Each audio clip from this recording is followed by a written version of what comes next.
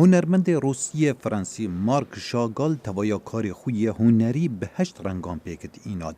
اوه هات آشکرا کرن پشتی جگند خوی روسیا بر خوکریا پاریس و نیویورک. دناوی جوری دا لموزخانه استدلیک لامستردام باشترین کار هنرمند هفچرخ شاگالی هنه.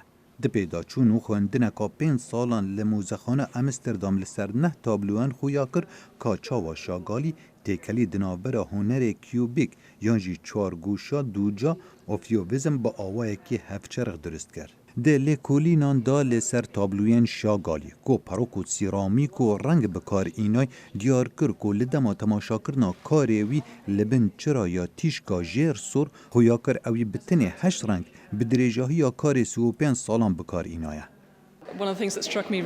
یک جتشتن از حیبتی کربوم اوی رنگ زور کم بکاردینان تنه 8 رنگ ده 35 سالان دا بکارینان.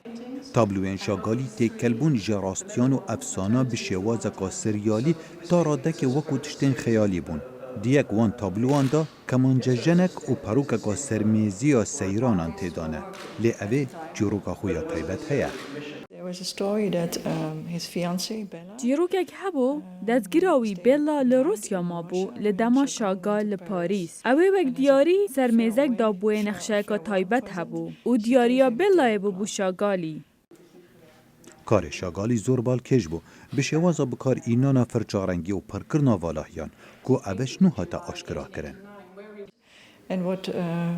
ام حیبتی بون که ام ببینین در بین فرجه جه 1 سانتیمتر مزنتره حتی دگل تابلوین مزن. شارزاین موزخانه دبیجن انجام لیکولین دبهای که مزن بو دیروک نویسن هنری لسرانسری جهان هبن به تایبت اوین حز دکن کار هنری یا 120 ناز بکن. یک جکارین شاگالی اوین پیدا چون لسرهاتی کرن تابلوی کاوی بود دگل 7 طلا لسال 1912 هاته بود درست کرن و تابلو لامودین اوترینو یا سال 1947 دوی پیشنگه هدایا بناوه شاگال پیکاسو و مندریان 8 تابلوین شاگالی تدابون.